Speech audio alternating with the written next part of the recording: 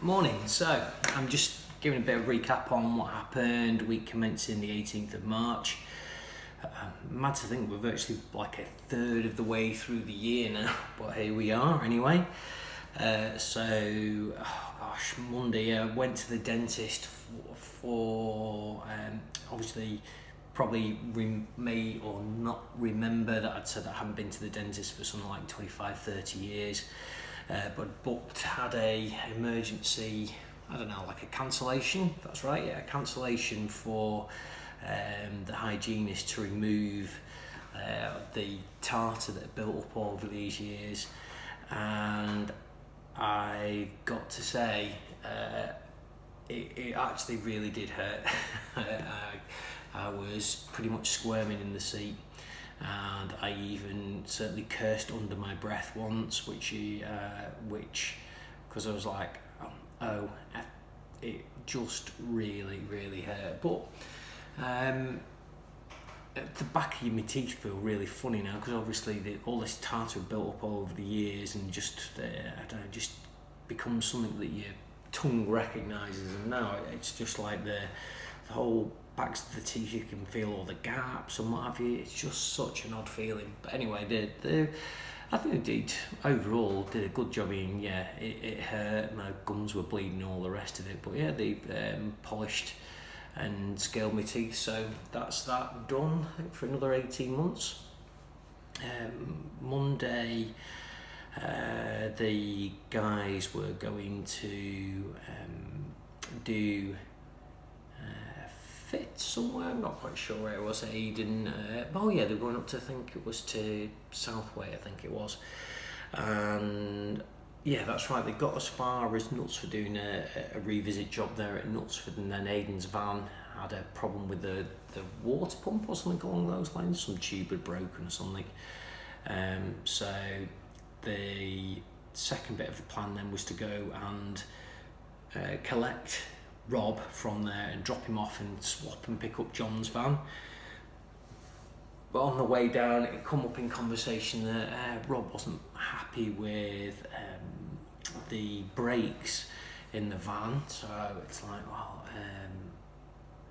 I don't know. It was just like kind of like puzzling, as in why I wasn't sure why I wasn't really made aware of it, or why, if there was a problem or any kind of suspected problem with the van, why that wasn't sorted out. At the end of the day, I'm not going to take any risk with anybody's lives on health and safety or anything like that. If we know we know or suspect that something's not as it should be, then it's got to be sorted out. I can't just leave it to somebody else to do. So I'm certainly going to have more of an input in and getting that. I'm just not going to take any chances. If a van needs a new tyre or needs servicing or something like that, then putting it off for another 2 weeks is not going to have an impact really on on the business from its financial point of view. So just get the thing fixed, simple as that. So we then had the palaver, then ended up from going to head down to pick up the van from John's, and had to come back up the motorway, and then we tried, I think it was went to Enterprise first, and you needed 2 forms of ID, I think it was. 2 forms of ID. Part of the issue with the ID is Rob, who works for us, doesn't really do much. He just really keeps not so much keeps under the radar, just kind of he doesn't, I don't think the house that he's in, or staying with his girlfriend, therefore he doesn't pay, his name isn't on things like the bills and some stuff along those lines, so he doesn't actually have any ID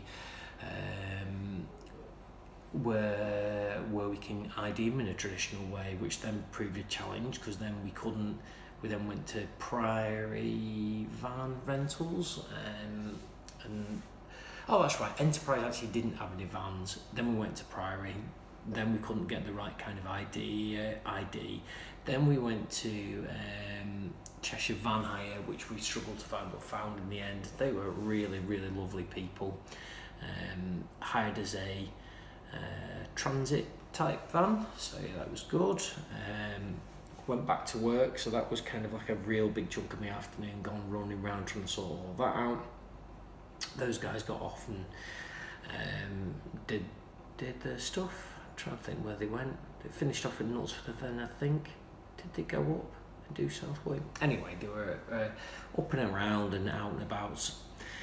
But then I had such an unusual phone call. This is about 5 o'clock. I was just about to leave the office and Bonnie rang me on my mobile phone and she went, "Oh, I've got your old boss for you." I thought, that's a bit odd, because I was thinking, Nick, oh yeah, I've got Peter, your old boss. I was like, whoa, no, this is odd. Now, Peter Ord, who retired from Casper at the time, who was he was the guy originally, him and Graham was the guys who originally kind of offered me the job at Leisure House, which then became Casper. Just rang me up. Didn't actually want anything, just literally just to have a chat. Just to say he was being really nice and complimentary and saying how pleased he was the success that we're having in the business. So that was, it was just a completely out of the blue, unexpected call. Took about 25 minutes and chatting away for him. So yeah, it was good. Tuesday, Tuesday, it was a long day in work. We were, funny enough, I spent a lot of the day just going back, trying to work out how to do the maths behind doing artwork on a conical tapered cup. So if you think of a paper cup that you get like a chocolate in or anything like that, and then if you cut the cup up and laid it down flat, it creates like a curved arc, and then it's just kind of like the maths behind that. So I'd done it once before for a gigantic cup that we'd done to Brandalo's, and I made myself some notes and forwarded them on, but I couldn't actually understand. I couldn't understand my own notes, so I was trying to work out the maths behind it, and I don't know, it just seems a bit crazy because it wasted a whole load of time doing it. But just sometimes you just get this kind of, or I just get this, I don't know, you call it a dogged determination, but I just feel the need to understand how it was, because it did used to be so clear in my mind of how to do these things. Anyway, yeah, I did pick it apart and sussed it, but luckily when I was trying to find it, now there's a link onto the internet that's kind of you type in the dimensions of the top and bottom and the height and all the rest of it, and the cup, well, basically it just does it itself. It does, it creates a piece of an artwork template for you. So I gave that to Elliot and we did that, and then we had some. He thought that the artwork went down. That's right. He was using the stretch tool in Illustrator to be able to, like a warp tool to kind of take the flat artwork and then bend it out. And I don't know, I was convinced he was right, and I was going, no, we don't need to do that. You need to do a load of concentric circles that follow the arc, and then type in the text and get the text to fit the curve. So we had a bit of an argy-bargy about that. I wasn't even 100% sure he was right. I was pretty sure it was me. We do occasionally get these ones where he thinks he's right and I think I'm right, and luckily for me, on this time, it did turn out that I was right. That was good. Wednesday the 20th, I worked from home in the morning. I was writing, and again, this is one of the things that would literally at the moment just feels like I'm just doing every single thing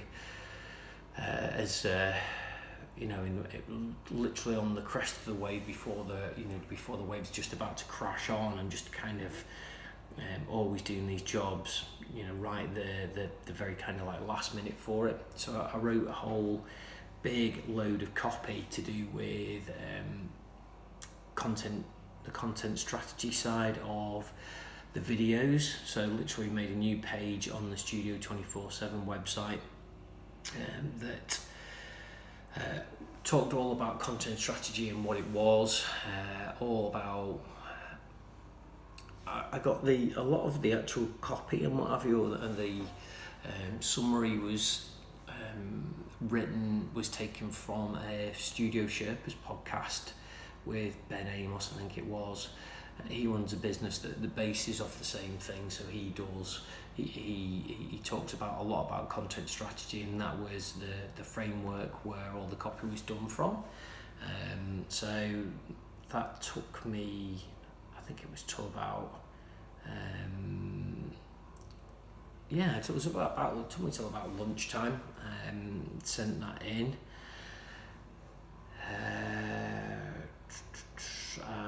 What else did I do on there?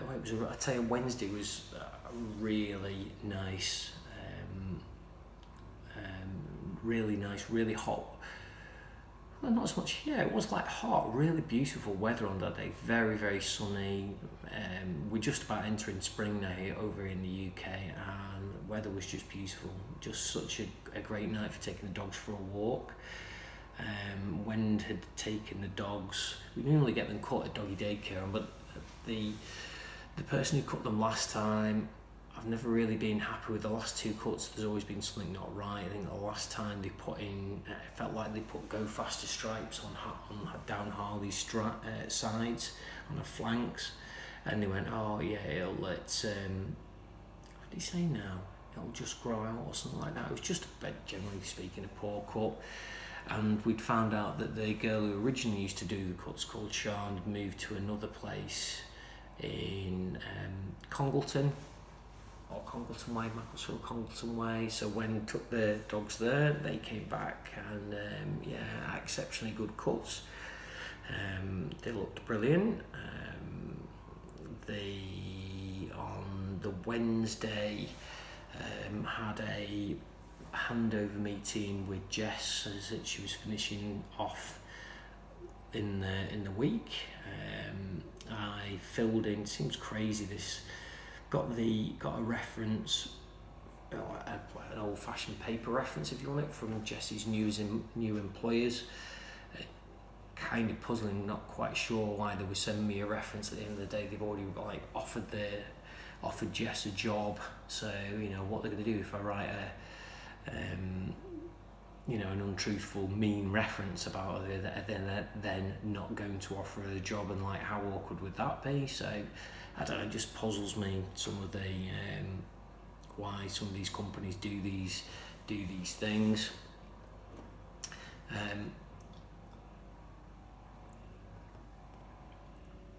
Wednesday was also Hannah, who used to work for me at Casper. She's now an account director at McCann's in Macclesfield, and I'd sent her some birthday messages, told her that Peter Ord had been in contact with me. So I had a couple of emails, we had a little bit of a laugh, and was recounting the fact that I'd spoken to Kat on the day, and that she always used to Hannah had always used to moan that when she used to hate coming in the morning because I would have already sent, a whole bundle of 10 emails. So she used to leave with her emails being completely clear, and coming in the morning, and every morning she'd be greeted to a whole host of them from me. And ironically, it was earlier on the day, Kat, who works for us, had pretty much said the same thing. She comes in early to try and get a bit of a start on the day, and is often greeted by emails from me, which then suck time off a day. So things don't change. I think the only thing that Hannah report that the things that change now, that it's her who's the one who's sending the early morning emails, and her emails are a lot meaner than mine used to be. So I suppose I've always been a bit of proves I'm no real. I don't suppose I've really changed that much since the days of working at Late Print. I'm still I still probably err on the nice side, I would say. Thursday was again another full day in the office for me. It was the last day that I would see Jess, so obviously took a chance to say goodbye to her on that day. I've not really made very much in the way of notes this week. I think it was just we've been that busy. We've not really had a chance to make that many notes. So that's all I put for Thursday. Friday was supposed to be, Friday was a day off. It was a trip that Wen's mum and Mick had bought us for Christmas down to stop at the Shard in London, and Wen had booked an extra night so we could get the most out of the London trip, and we stopped at another place down in London. So on the Friday, so I was up early in the morning, the usual time, and I took the dogs, did some emails and that kind of thing. In the morning, always do like a 7-day update, which basically is an email that highlights what's going on in the day. Got a chance to write a bit of a thank you paragraph, thanking Jess for all the hard work that she's done on the last day at work. Quite sad that I'm not able to. There's a little bit of a drink after work, so sad that I wasn't able to make it there. But ultimately, the trip to London had been planned, months in advance, so there was no way around that. So dropped the dogs on the doggy daycare, and then we were off on the train off to Crewe, and then on the train, the quick train down to London. It takes about an hour and a half to get into central London, to Euston. When did I actually did some work on the train, took the little Microsoft Art and the Microsoft Surface little tablet type thing, which is a great little device. It's got a full functioning, proper clicky clip-on keyboard. So when did I took the opportunity to go through and had the usual kind of heated discussions over pay reviews. Not probably one of the least favourite jobs that I think I have to do, because I don't know, they're just difficult to do, and to try and find the right balance on where you want to get people out. But when did I, with some heated discussions, got to a point where there was a consensus on things, so that was done and saved to the computer, to the little laptop thing. Got to Euston. I was going to use my little Tube Planner app, which I've had on my phone for ages, and then found that the app had ceased to be used, and it directed me to the Transport for London one, which was comparatively rubbish, because it wasn't telling me it just didn't operate in the same way. Normally what it would do is it would tell me that the stops in between the train station, so that when you go on different lines, there's like Northern lines and Jubilee lines and all the rest of it, but you need to see what the next station is, so you can work out kind of like whether you're going on, like which direction you're going up on the line. So that was a little bit of a faff, but yeah, we got there in the end. It was only quite a short journey, maybe like 10 minutes to go down the Jubilee line to London Bridge, which was good, because it gave me an opportunity to take some pictures outside the Marks and Spencers at London Bridge, which is one that we've done the signage for. And yeah, I looked at signage and graphic inside, and that looked really good, so I was pleased with that. Then we checked in at the hotel that Wendy booked for us at the night, which is called, it was down Tooley Street, it's called the Dixon. It's like a brand new, very newly refurbished hotel. Used to be a courthouse and maybe a jail or something like that, so it's got a lot of the original features in there, like, so for example, you've got a wall, like all around the walls, you've got pictures of people who had been in the courthouse, and then maybe holding the plaques and saying the things that they'd done, maybe a bit of stealing. But then these pictures also had been things like a bright flower being superimposed over the top. They're all like photoshopped on over the top of the old black and white drawing. Just really nicely put together. So we dropped off our bags and stuff there, and we were really lucky because on the corner down from the hotel there's a Witherspoon, so we went there, had a couple of drinks. Great value for money. This is probably the best place that you can probably drink down in London, because everywhere is just so crazy expensive. But Witherspoons is still, although it's made obviously more expensive than up north, down south it certainly represents great value for money. So yeah, we had a number of drinks and some kind of like side portion of chips or something like that to share, so that was good.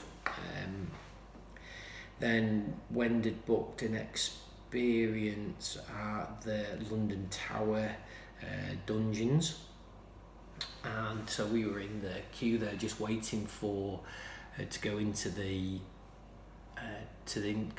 experience, and we got a phone call from Hinchcliffe's. They'd put Wen on speaker, and they let Wen know that we had the people who were buying from us had sold their house, secured a sale on their house to somebody whose house was being bought from HS2, which is a train line where they're making compulsory purchases, I think that's how it's called. So that it's a nailed on buyer, so it's pretty secure. So really now the chain's pretty much nailed in, unless something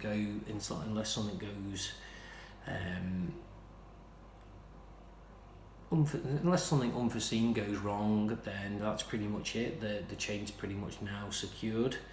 So that was quite a timely shot, because we'd only been discussing maybe that we should get in touch with Hinchcliffe just to ask them how the viewings were going on, and the guys who were selling in Davenham and Bynars, how they were getting on with the sale. So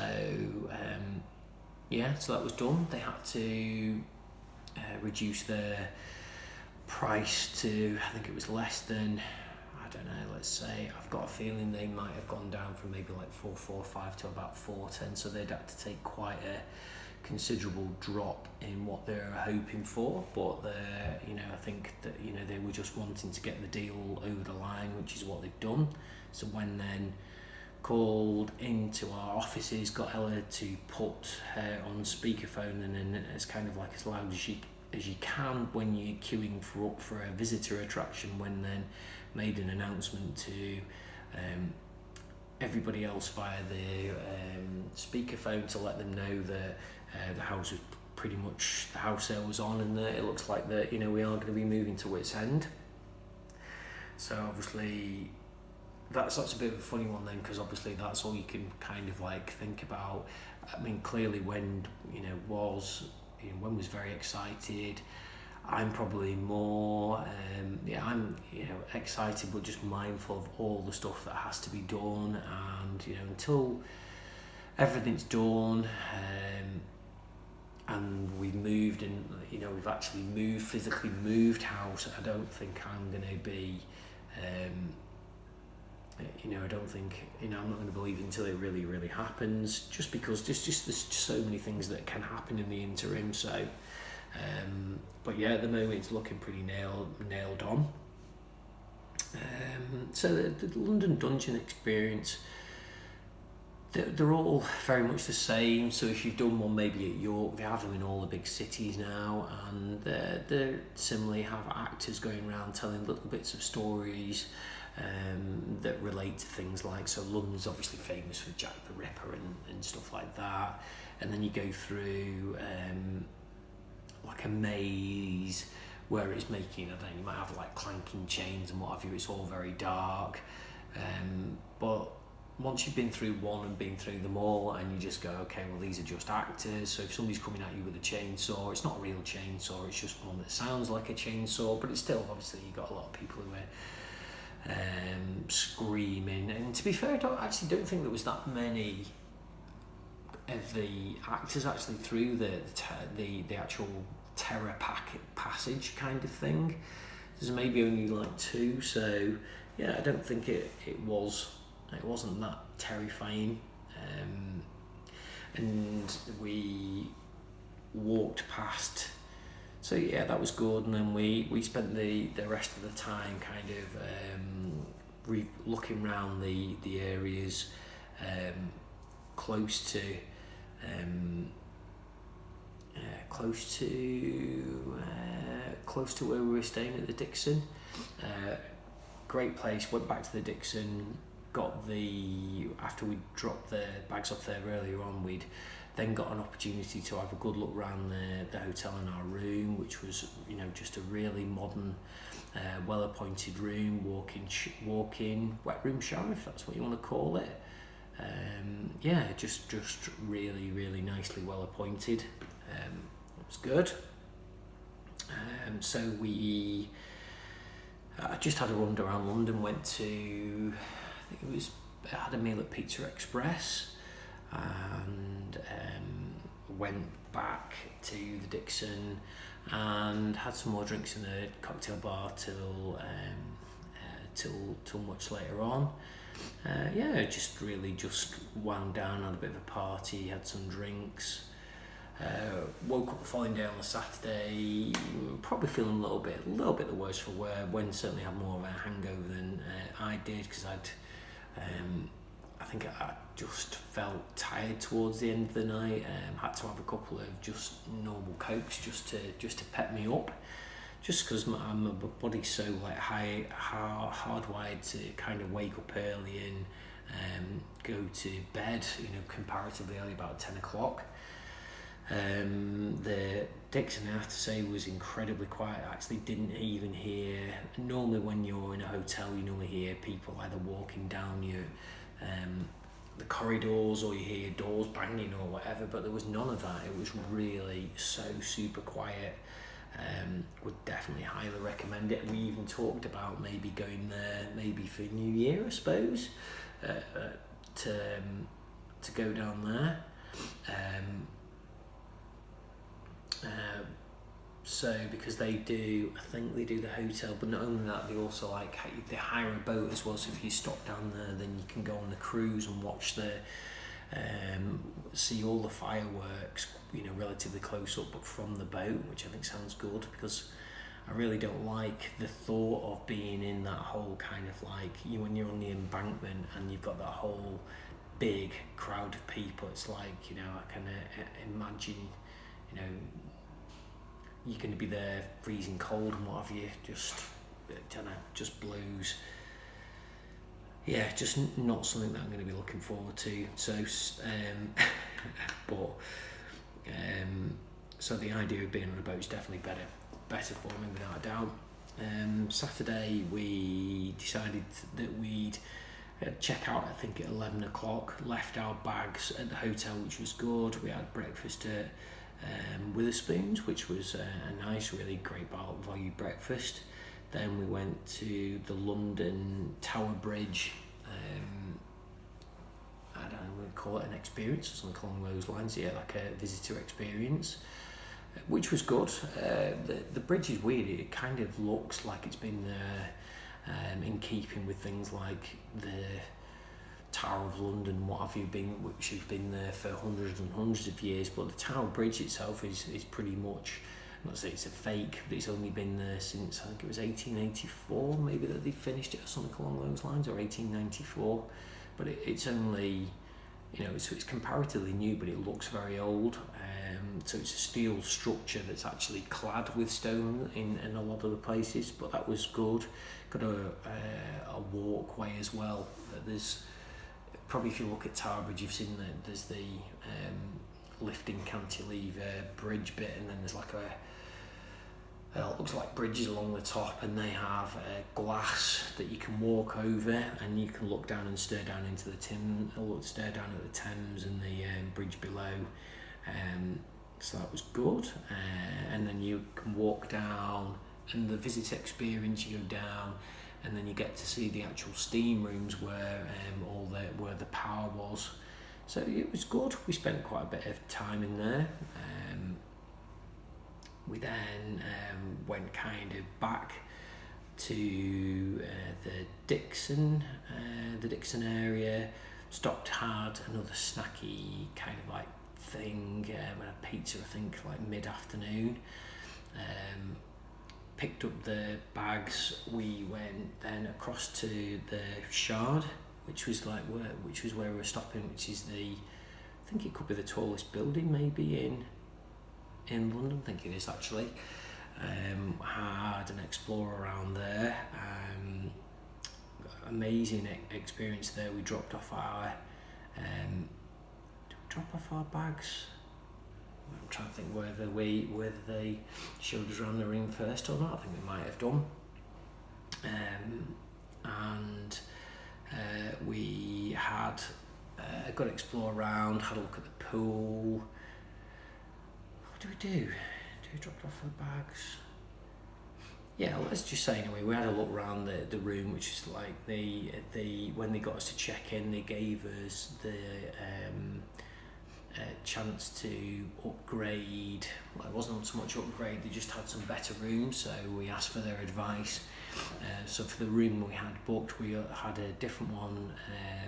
We just asked for their advice which one to have a look at, and we could see Tower Bridge, we could see St Paul's Cathedral and what have you, amazing views from up there. We're on the 42nd floor. Then we'd also had a look round. They've got I think it's on floor 52, I think, something like that. They've got like a gym and infinity pool and all the rest of it. We had a drink down in the bar. We had like a cheese board, all very, very nice indeed. Then we spent some time going back to the room. Trying to think whether we'd gone out. I think we'd maybe gone out, had a walk around the area. Yeah, that's right, that's what we did. We stayed in the room for quite a bit, took some time getting ready. I logged on, did some more filing of emails, took in the sights. I mean, you're like literally that high up that you've actually got a set of binoculars in your room where you can just take in the sights. And yeah, just amazing really. When got ready, then we had we'd been booked for a meal which was at 9 o'clock, which we brought forward from 10, and they gave us what was definitely the best. I think it's table number 95. It's kind of like in the corner, so you sit in the corner of the Shard, so you kind of like sit out, and you like one of you's looking one way out of one side, one was looking out the other, so you're not even facing in towards the rest of the restaurant. You're just literally looking out on the view. Food, I have to say, obviously expensive, as you would imagine, probably the most expensive meal that I've booked in as long as I can remember. And the food was, it was, I don't know, portions were, I don't know, is it called Nouveau Cuisine? I don't know. They were small portions but nice. It was good. Food was good, but the overall experience was amazing. Went back to our room. We'd already got some drink when we'd been out and about. Picked up a bottle of vodka, I think we had, and some Coke. So we'd had some drinks up there, and yeah, just had a great night. Sunday, what maybe about 9 o'clock. Took our time getting ready, and then went out, had some breakfast near the Thames. I think it was called the Old Thames Pub. Had to wait ages for the breakfast. Took maybe just over about half an hour for the breakfast to come through. It was okay. Then we went to the Churchill War Rooms, which was near Westminster. It's like a museum, goes into it's where the Cabinet War Rooms were underneath, subterranean war rooms, which have been kept pretty much faithfully and restored to how they were at the time when World War II was on. They call it Churchill War Rooms because obviously that's where he ran his cabinet duties from. Just amazing experience. I certainly could have spent a lot longer in there. I think Wend had to kind of like hurry me on a little bit around the thing, so you get one of these phones that you listen to and you type in the numbers and they tell you what's in each room. So that was good. I really enjoyed that. Would definitely highly recommend it. Had another explore around the general area. Went in the science cafe or something along those lines. They had a weird thing. They actually had a beehive in with an acrylic sign on it, and the bees were coming in through a tube to outside. Had a cake and a little bit of a snack in there. Went back, picked up the bags from the Shard, and then went across to Euston. Was hoping to get something nice to eat in there because they've got some nice cafes and stuff up on the upper mezzanine level in Euston, but for some reason I think the power had gone, so all the restaurants and stuff were closed.